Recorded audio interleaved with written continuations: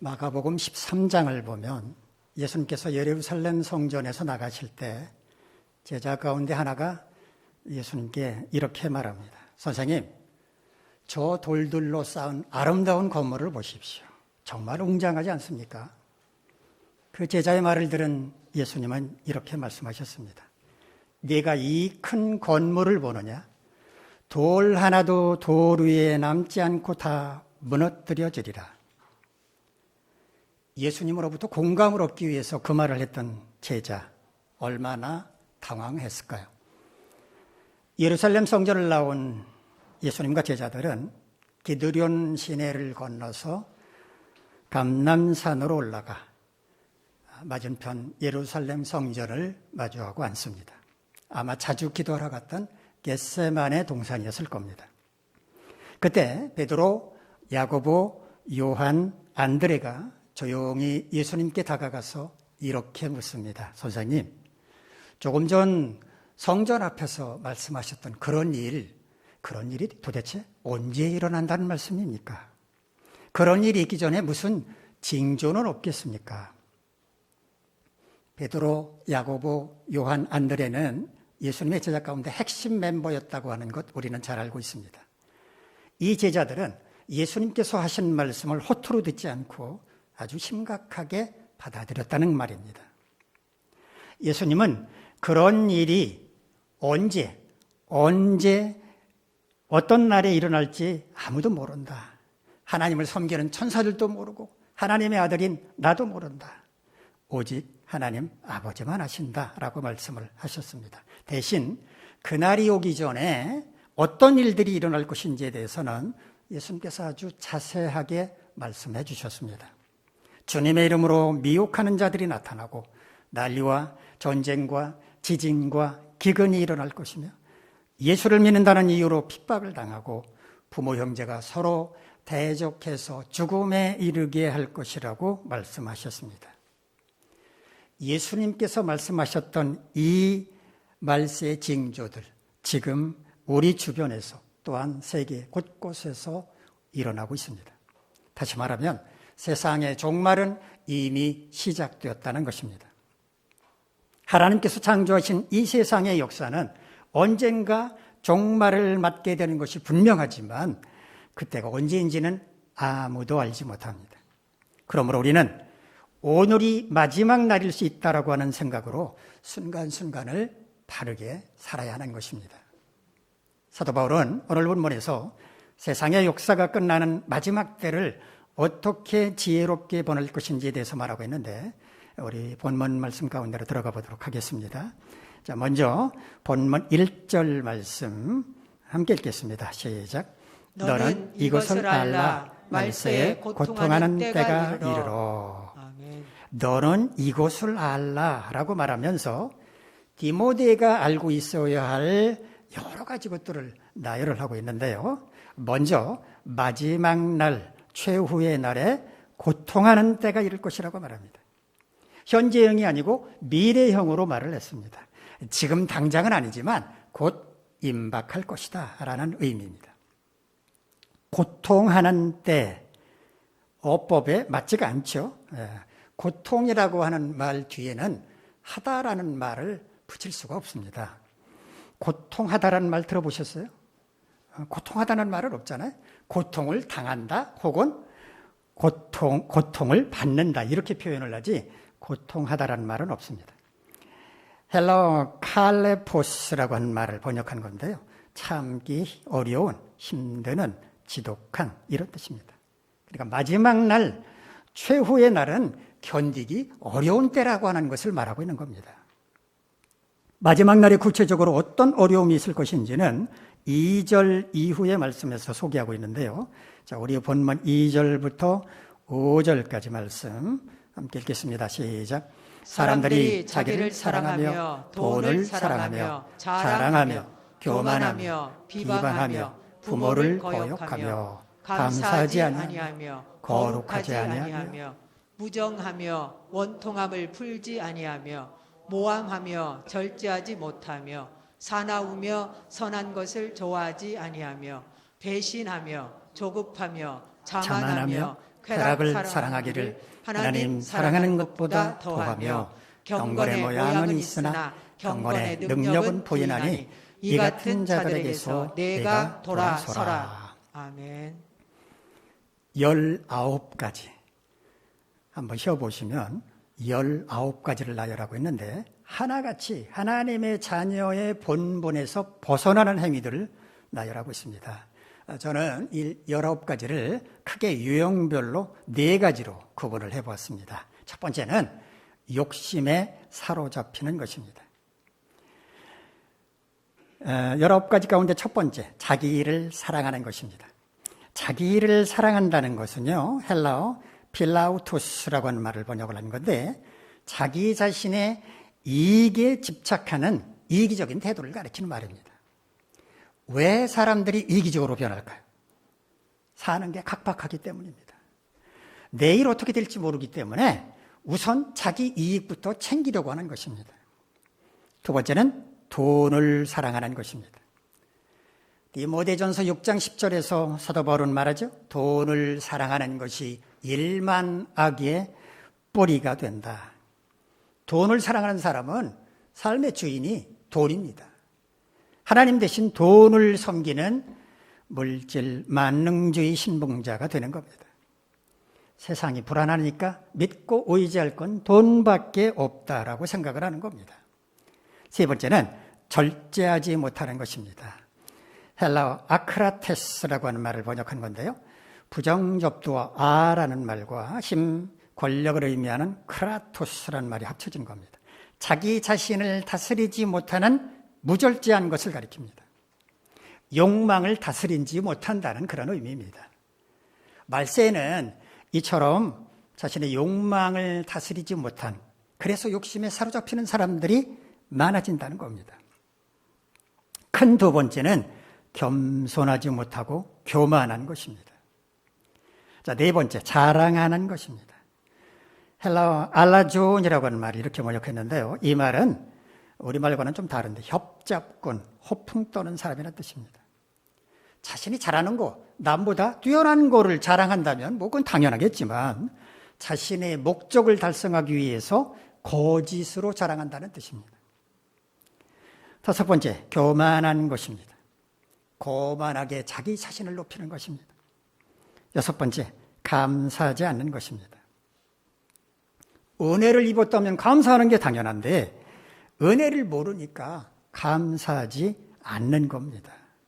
은혜를 은혜라고 여기지 않고 당연하다고 생각하니까 그건 참 얼마나 교만한 태도입니까? 일곱 번째, 자만한 것입니다. 헬라어 튜포란 말은 본래 이 뜻이 연기를 피운다는 겁니다. 연기를 피우면 사람들이 그 연기를 주목할 거 아닙니까? 그런 뜻으로 잘난 체하다, 교만하다 이런 뜻으로 발전이 됐습니다. 요즘은 자기 PR 시대라고 하죠. 자기가 잘났다는 말을 자기 스스로 해야지만 겸손하지 못한 태도입니다. 여덟 번째, 부모를 거역하는 것입니다. 어릴 때는 누구나 부모 말을 잘 듣죠. 그러나 철이 들기 시작하면서부터 부모 말을 듣지 않기 시작합니다. 그렇게 되는 경계점이 어디쯤일까요? 부모가 자기 자신보다 낫다고 여길 때는 부모 말을 따르죠. 그런데 그렇지 않다고 생각하는 순간부터 자녀들이 부모를 거역하기 시작합니다.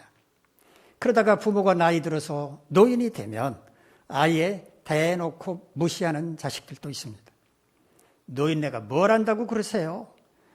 무시하는 것을 넘어서 서슴지 않고 학대까지 하는 호래 자식들도 많이 있습니다. 이런 게 말세의 징조 가운데 하나라는 겁니다. 큰 세 번째, 이웃을 사랑하지 않는 것입니다. 아홉 번째, 남을 비방하는 것. 헬로 blasphemous 란 말은 중상한다는 뜻입니다. 중상하다. 중상한다는 게 뭡니까? 사실무근의 말로 남을 헐뜯어 그의 명예나 위신이나 지위 등을 손상시키는 것을 중상한다고 말합니다. 가짜뉴스, 유언비어로 상처를 주는 행위입니다. 얼마나 비열한 짓입니까? 마지막 때가 되면 이런 자들이 많아진다는 겁니다. 10번째, 무정한 것입니다. 무정하다라는 우리말, 따뜻한 정이 없이 쌀쌀 맞고 인정이 없다, 그런 뜻이죠. 또 다른 사람의 사정에 아랑곳하지 않는다는 뜻도 있습니다. 헬라 원어는요, 아스토로고스란 말인데, 아스토르고스, 두 단어가 합쳐진 겁니다. 부정접두 가족 간의 사랑을 나타내는 스토르게, 가족 간의 사랑이 없다는 뜻입니다. 무정하다는 뜻은요, 가족 간의 사랑이 없다. 낯선 사람에게는 뭐 정이 없이 대한다고 하더라도 가족 간에는 그러면 안 되지 않습니까? 그런데 가족 간에도 사랑이 없다는 겁니다. 얼마나 삭막한 세상입니까? 11번째, 원통함을 풀지 않은 것입니다. 헬라어 아스폰도스라고 하는 말은 본래는 전쟁에서 휴전하지 않는다는 뜻입니다. 둘이 싸우고 있는데, 두 나라가 싸우고 있는데 휴전을 하지 않는다면 어떻게 되겠습니까? 두 나라 중에 한 나라는 망하는 거죠. 완전히 망할 때까지 싸운다는 얘기입니다. 화해하려고 하지 않고 앙심을 품는다는 의미입니다. 마지막 때가 되면 이런 악한 자들이 많아진다는 겁니다. 12번째, 모함하는 것입니다. 헬라어 디아볼로스라고 하는 말을 번역한 건데요, 거짓으로 비방하는 것을 가리킵니다. 단순하게 거짓말하는 것을 의미하는 게 아닙니다. 상대방에게 타격을 입히기 위해서 악의적인 비방을 한다는 뜻입니다. 그래서 이 디아볼로스는 마귀라는 뜻도 있습니다. 마귀가 하는 짓, 이런 거 아닙니까? 별것도 아닌 것을 부풀리고 거짓을 섞어서 무차별적으로 상대방을 공격해서 쓰러뜨리려고 합니다. 상대방이 쓰러지고 난 다음에 그들의 주장이 거짓으로 밝혀져도 사과 한마디조차 하지 않습니다. 요즘 우리는 이런 부류의 사람들을 어렵지 않게 볼 수 있습니다. 13번째, 사나운 것입니다. 헬라어 아네메로스라고 하는 말은요, 부정접두 길들여져서 순하다는 뜻인 헤메로스, 이 두 말이 합쳐진 건데요, 길들여지지 않아서 난폭하고 잔인하고 야만적이라는 뜻입니다. 길들여진다는 말 꼭 부정적으로 생각할 것은 아니죠. 목표로 하는 어떤 수준에 도달하기 위해서 부단히 훈련하고 또 배워서 그 수준에 도달하는 것, 그것도 길들여진다고 말할 수 있습니다. 문명사회 시민으로 살아가려면 법과 질서도 잘 지켜야만 하고 사람들과 좋은 관계도 맺어야 하는데, 이렇게 사회에 잘 적응하며 살아가는 것도 길들여지는 것이라고 말할 수 있습니다. 그런데 길들여지지 않은 사람들, 더 정확하게 말한다면 길들여지기를 거부하고 살아가는 사람들, 이런 악한 사람들이 많아진다는 겁니다. 마지막 때가 가까워질수록 이렇게 통제되지 않는 잔인한 사람들이 많아진다는 겁니다. 14번째, 선한 것을 좋아하지 않는 것입니다.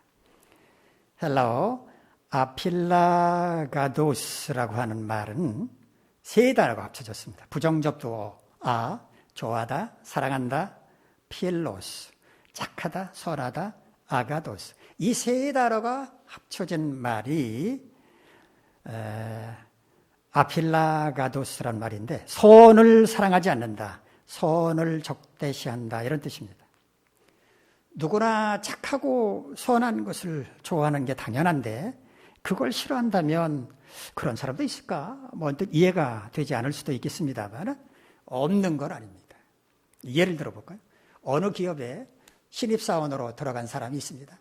남보다 열심히 일하고 아침 일찍 출근해서 굳은 일도 손발 걷어붙이고 열심히 한다고 합시다. 누구나 그 사람 좋아하겠죠? 잘한다고 칭찬하겠죠? 그런데 어느 날 그 신입사원의 모습을 본 선배가 다가와서 말합니다. 야무개 씨, 대충 해. 당신이 그래봐야 이득 보는 건 팀장이야. 그러다가 당신 토사구팽당하면 얼마나 안타깝겠어. 그러니까 적당히 뭉개면서 해도 돼. 남이 잘 되는 꼴을 보지 못하는 이런 사람들이 바로 선한 것을 좋아하지 않는 사람들입니다. 마지막 때가 되면 이런 삐딱한 사람들이 많아진다는 것입니다. 15번째, 배신하는 것입니다. 헬라어 프로도테스라고 하는 말은요, 항복하는 자, 배신하는 자, 반역자라는 뜻이 있습니다. 그런데 이 세 풀이 가운데 하나가 뭐가 이해가 안 되죠? 배신자, 반역자라는 말은 이해가 됩니다. 근데 항복하는 자라는 거는 뭐가 좀 안 맞는 것 같은데 이게 무슨 의미일까 생각이 드실 겁니다. 항복이 뭡니까? 적이나 상대편의 힘에 눌려 굴복한다는 뜻 아닙니까? 전의를 불태우면서 끝까지 싸워야 하는데 중간에 포기하는 것은 배신하는 것이다 라고 본 것입니다. 배신이란 믿음을 등지고 돌아선다는 뜻입니다. 충성의 반대말입니다. 망은 배리란 말이 있습니다. 은혜를 잊어버리고 의리를 저버린다라는 뜻입니다. 만약 은혜나 고마움을 망각하고 등을 돌리는 사람이 있다면 얼마나 서운하고 분할까요? 그런데 서운하고 분하게 생각할 게 하나도 없습니다. 왜냐하면 오히려 잘됐다 이렇게 생각해야 합니다. 그런 사람들은 일부러라도 우리가 멀리하는 게 낫기 때문에 그렇습니다. 나에게 등을 돌린 사람은 누구에게든 등을 돌릴 수 있는데 마지막 때는 이런 배신자들이 많아진다는 것입니다. 16번째, 조급한 것입니다. 헬라어 프로페테스라고 하는 말을 조급하다라고 번역을 했는데 이 말은 본래 뜻이 뭔가 앞으로 떨어진다는 뜻입니다. 희한하지 않습니까? 사람이 걸어갈 때 앞을 보고 걸어가는데 앞으로 떨어진다는 거예요. 뭐가 문제가 있는 거 아닙니까? 앞으로 걸어가다가 앞을 보고 이거 위험하겠는데? 그러면 멈춰 서면 앞으로 떨어질 리가 없는데 이 사람 앞으로 떨어진다는 겁니다. 어떤 사람일까요? 무모하고 무분별하고 성급하고 경솔한 사람입니다. 느긋하지 못하고 안절무절 못하는 이런 사람들 마지막 때가 되면 점점 더 많아진다는 것입니다. 큰 네 번째, 경건하지 않은 것입니다. 17번째는 거룩하지 않은 것입니다. 거룩함, 그리스도인이 갖춰야 할 가장 기본적인 품성임에도 불구하고 그 거룩함을 포기하고 살아간다는 겁니다. 18번째, 하나님보다 쾌락을 더 살아가는 것입니다. 그리스도인은 쾌락을 추구하면 안 된다고 생각하는 분들이 종종 있습니다. 심지어 쾌락을 추구하면 죄를 짓는 것이라고 생각하는 분도 있습니다. 쾌락이라고 번역한 헬라어 헤도네는 기쁨과 즐거움을 가리킵니다. 여러분, 기쁨과 즐거움을 추구하지 않고 산다면 얼마나 그 삶이 몸이 건조하고 또 우울하겠습니까? 기쁨과 즐거움, 즉 쾌락은 얼마든지 사랑할 수 있습니다. 그렇게 살아야 합니다. 그런데 문제는 하나님보다 더 쾌락을 추구해서는 안 된다는 말입니다. 쾌락 때문에 하나님이 뒷전으로 밀려서는 안 된다는 의미입니다. 그런데 마지막 때가 되면 쾌락을 하나님보다 더 사랑하는 자들이 많아진다는 것입니다. 마지막 19번째, 경건의 모양은 있으나 경건의 능력은 부인하는 것입니다. 겉으로 보기엔 정말 경건한 사람처럼 보이지만 실제로는 경건하게 사는 것을 부인한다는 겁니다. 거부한다는 겁니다. 의식하는 바리새인처럼 사람들에게 보여주는 신앙생활, 허울뿐인 무늬만 그리스도인들을 가리키는데 마지막 때가 되면 이런 형식적인 신앙인, 아니 사람들에게 보여주는 종교인들, 이런 사람들이 많아진다는 것입니다. 이렇게 모두 19가지를 나열한 바울은 2가지의 동사를 제시를 합니다. 하나는 알라라는 말이고 하나는 돌아서라라는 말입니다. 알다라고 번역한 헬라어는요, 게노스코로라는 말인데 배워서 알고 깨닫고 이해한다는 뜻입니다. 마지막 때가 되면 어떤 현상들이 나타날 것인지를 분명하게 배워서 기억하고 있어야 한다는 것입니다. 돌아선다라고 번역한 헬라어 아포트레포란 말은 외면하다, 피하다, 방향을 돌린다는 뜻입니다. 마지막 때에 어떤 일이 일어날 것인지를 배워서 알았다면 그런 것들은 피하고, 그렇게 행동하는 사람들과는 어울리지 말고, 그런 사람들을 외면하고 그들에게서 돌아서야 한다는 것입니다. 왜 그래야만 하는가? 그들과 하나 되어서 그들처럼 살아가게 되면 하나님의 자녀답게, 그리스도인답게 살 수가 없고, 그렇게 되면 주님으로부터 의의 면류관을 받았을 수 없기 때문이라는 겁니다. 지금 우리는 마지막 때를 살고 있습니다. 세계 곳곳에서 일어나고 있는 여러 가지 정황들을 볼 때 이미 마지막 때는 시작되었다고 보는 것이 타당합니다. 마지막 때에는 믿음을 지키며 살아가기가 무척 어렵습니다. 하나님의 자녀답게, 그리스도인답게 사는 것을 가로막는 많은 장애물들이 도사리고 있기 때문입니다. 우리는 이 마지막 때를 잘 살아야 합니다. 그래야 재림의 주님을 만나 뵐 수 있기 때문입니다. 우리는 어떻게 마지막 때를 지혜롭게 살 수 있을까요? 오늘 본문 가운데서 교훈을 찾아보도록 하겠습니다. 첫째, 욕심에 사로잡히지 말아야 합니다. 욕망이란 말과 욕심이란 말 비슷하지만 차이가 있습니다. 욕망은 뭔가 부족함을 느껴서 더 가지려고 하는 게 욕망입니다. 그러나 욕심은 분수에 넘쳐서 탐내거나 누리려고 하는 것입니다. 둘 다 부족함을 채우려고 한다는 점에서는 같지만 분수를 지키느냐 그렇지 않느냐의 차이가 있습니다. 사람에게는 욕망이 있어야 합니다. 우리가 아침 잠자리에서 일어나서 활동을 시작하는 것은 우리 몸에 밴 자연스러운 습관 가운데 하나이기도 하지만 사실은 오늘 하루 뭔가 의욕을 가지고 살아봐야지 이런 욕망이 있기 때문에 잠자리를 박차고 일어나는 것입니다.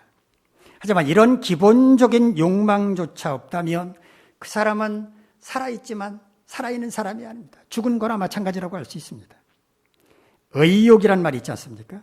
의욕이란 욕망을 갖고 뭔가를 하고자 하는 것입니다. 이처럼 욕망은 사람에게 반드시 있어야 할 필수 요소입니다. 그러나 욕망이 너무 지나치게 되면 욕심이 되고 욕심에 사로잡히게 되면 우리의 이성은 마비되고 맙니다.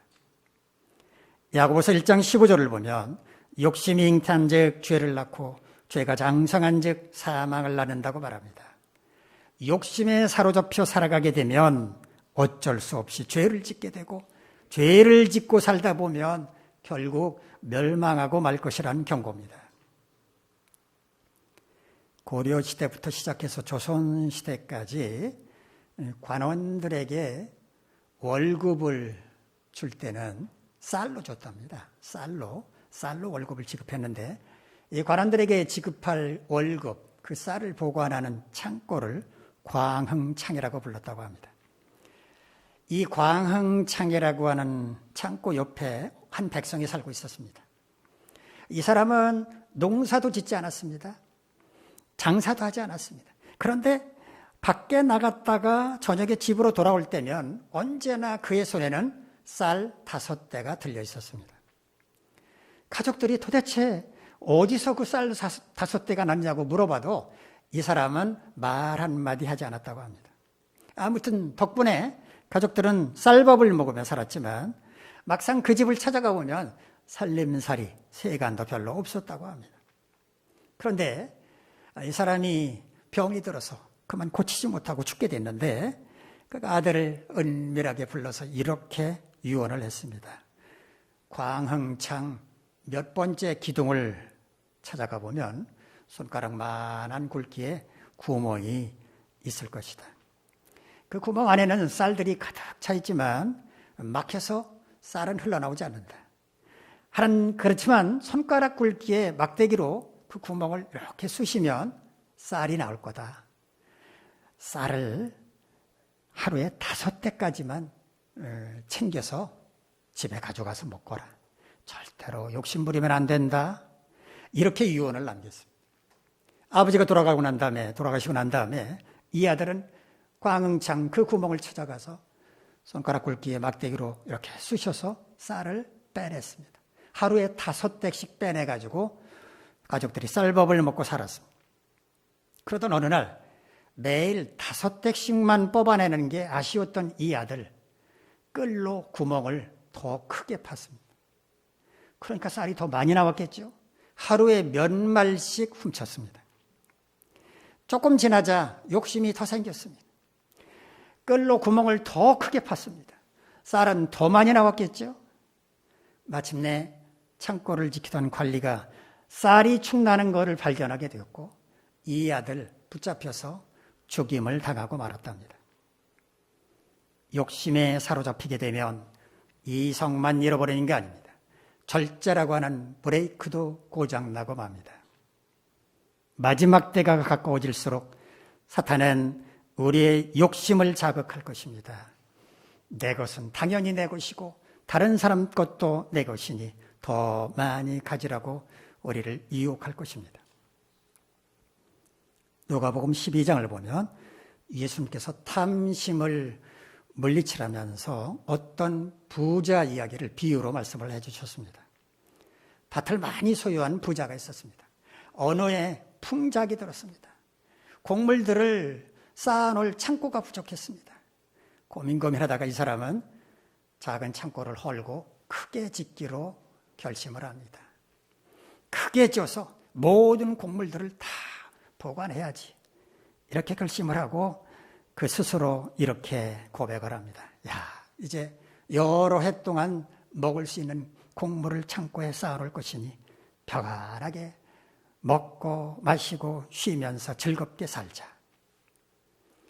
사람의 생각까지 헤아리시는 하나님께서 그에게 이렇게 말씀을 하셨습니다. 어리석은 자야, 내가 오늘 밤 내 영혼을 부를 것인데 그러면 내가 쌓아둔 많은 양식은 누구의 것이 되겠느냐. 이 비유의 말씀을 마치신 예수님께서 이렇게 말씀하셨습니다. 자기를 위해 재물을 쌓아두기만 하고 하나님께는 부여하지 못한 자는 이 어리석은 부자와 같다. 마지막 때가 가까워지면 욕심에 사로잡혀서 하나님 나라를 위해 헌금하는 데는 인색하고 오로지 자기만을 위해 움켜쥐려는 이기적인 사람들이 늘어갈 건데 부디 여러분은 그런 이기적인 부류에 속하지 마시기를 간절히 바랍니다. 둘째, 교만하지 말아야 합니다. 교만이라고 하는 한자 말을 보면 교만이 뭔지가 잘 나타나 있습니다. 교만할 교자는요, 말마 옆에 높을 교자가 붙어있는 형태입니다. 저는 말을 타본 것 같긴 한데 잘 기억이 나질 않는데 어쨌든 말 타본 기억이 없는데 말을 타면 말 안장 위에 올라가 보면 생각보다 이 밑에서 보는 것보다 상당히 높게 느껴진다고 합니다. 이렇게 높은 곳에 사람이 올라가게 되면 자연스럽게 밑을 내려다보게 되죠. 그러다 보면 자기도 모르게 거들먹거리게 됩니다. 거만해지게 되는 것이죠. 그렇게 하는 것이 바로 교만이라는 겁니다. 사회적으로 지위가 높다고 재산을 많이 갖고 있다고 사람들을 아래로 내려다보면서 하시하는 것, 이게 교만한 것입니다. 또 거만할 만자, 만자는 마음심 옆에 길게 끌 만자가 붙어있는 형태인데요. 이 만자는 손으로 눈을 벌리는 모습을 형상화하는 것입니다. 옆으로 벌리든 위로 벌리든 눈을 벌린다는 그런 뜻인데요. 눈을 벌린다, 이거는 눈을 치켜뜬다거나 눈을 보라리는 오만한 태도를 가리킵니다. 말을 타고 다니면서 높은 곳에서 거들먹거린다거나 눈을 보라리면서 오만한 태도를 보이는 사람 누가 좋아하겠습니까? 하지만 교만한 사람은 자신이 교만하다는 건 모릅니다. 또 항상 교만한 게 아니라 어쩌다가 교만할 수도 있습니다. 아무튼 교만은 패망의 선봉이요 넘어집의 앞잡이입니다. 교만하게 행동하면 언젠가 반드시 대가를 치러야 합니다. 가장 위험한 것은요, 하나님 앞에서 교만한 것입니다. 잠언 3장 34절에서 솔로몬은 이렇게 말합니다. 진실로 그는 하나님은 거만한 자를 비웃으시며 겸손한 자에게 은혜를 베푸시나니. 하나님은 교만한 자를 비웃으시기만 하는 게 아닙니다. 잠언 15장 25절을 보면 하나님께서 교만한 자의 집을 허신다고 말합니다. 강제로 교만한 자를 낮추신다는 것입니다. 여러분들 대부분은 다 겸손하십니다. 하지만 자신도 모르게 교만해지지 않도록 조심하셔서 마지막 때를 지혜롭게 사시기를 바랍니다. 셋째, 경건함을 잃지 말아야 합니다. 경건함은 그리스도인이 갖추어야 할 가장 기본적인 성품입니다. 그리스도인은 언제 어디서나 경건해야 합니다. 여러분, 경건하다는 게 무슨 의미인지 정확하게 아십니까? 헬라어 원어로 설명을 드리겠습니다. 헬라어에는 경건하다라고 하는 단어가 두 개 있습니다. 이올라베스라는 말은 신중하고 조심하고 신앙심이 깊다는 뜻입니다. 또 하나, 네오세베스, 하나님을 두려워하고 공경한다는 뜻입니다. 경건한 사람은요, 매사에 조심하고 신중하게 행동합니다. 주님 뜻대로 살려고 노력합니다. 하나님 두려운 줄 알고 항상 조심합니다. 이런 사람이 경건한 사람입니다. 여러분은 경건하게 살고 계십니까? 혹시 매사에 조심하고 신중하기보다는 조급하고 경솔하진 않습니까? 주님 뜻대로 살기보다는 자신의 뜻대로 살고 있지는 않습니까? 하나님을 두려워하기는커녕 하나님의 명령을 따르지 않고 하나님의 사람을 무시하지 않고 있지는 않습니까? 만일 그렇다면 여러분 어깨 위에는 마귀가 앉아 있습니다. 여러분은 마귀가 속삭이는 말을 듣고 그대로 행하고 있습니다. 만약에 그런 태도를 버리고 돌아서지 않는다면 여러분은 마지막 때 길을 잃어버릴 수도 있습니다. 넷째, 이웃을 사랑해야 합니다. 우리는 하나님을 사랑하는 것만큼 이웃도 사랑해야 합니다. 그것이 주님의 명령입니다. 사도 바울은 로마서 13장에서 네 이웃을 네 자신과 같이 사랑하라 하신 그 말씀 가운데 모든 율법이 다 들어있기 때문에 남을 사랑하는 자는 율법을 다 이룬 것이라고 말했습니다. 사도 요한도 요한일서 4장 20절에서 누구든지 하나님을 사랑한다고 말하면서 그 형제를 미워한다면 그 사람은 거짓말하는 자라고 말했습니다. 하나님을 사랑한다고 말하면서 어떤 사람을 미워하고 눈도 마주치지 않으려고 인상을 쓴다면 그 사람의 신앙은 허울뿐인 가짜에 불과합니다. 이웃도 사랑하지 않고 하나님도 사랑하지 않는 것입니다. 사랑은 받는 게 아니라 주는 것이고 양보하는 것이고 손해보는 것이고 원망하지 않는 것이고 믿어주는 것이고 참아주는 것입니다. 찬송가 503장 1절은 이렇게 시작합니다. 세상 모두 사랑 없어 냉랭함을 아느냐 곳곳마다 사랑 없어 탄식 소리 뿐일세. 마지막 때가 가까울수록 사랑은 점점 식어져 갈 것입니다. 심지어 사랑이 가장 넘쳐야 할 그리스도인 공동체인 교회 내에서조차 사랑은 점점 메말라 갈 것입니다. 부디 여러분만큼은 이런 대열에 동참하지 마시기 바랍니다. 사랑이 없어 삭막한 세상, 탄식 소리가 높아지는 세상을 보면서 마치 마귀처럼 미소 짓는 사람은 되지 마시기를 바랍니다. 대신 먼저 웃으며 인사하고 손잡아주며 안부를 묻고 등을 토닥이며 위로하고 콩 한 조각이라도 나누면서 사랑을 실천하는 거룩한 성도가 되시기를 간절히 바랍니다.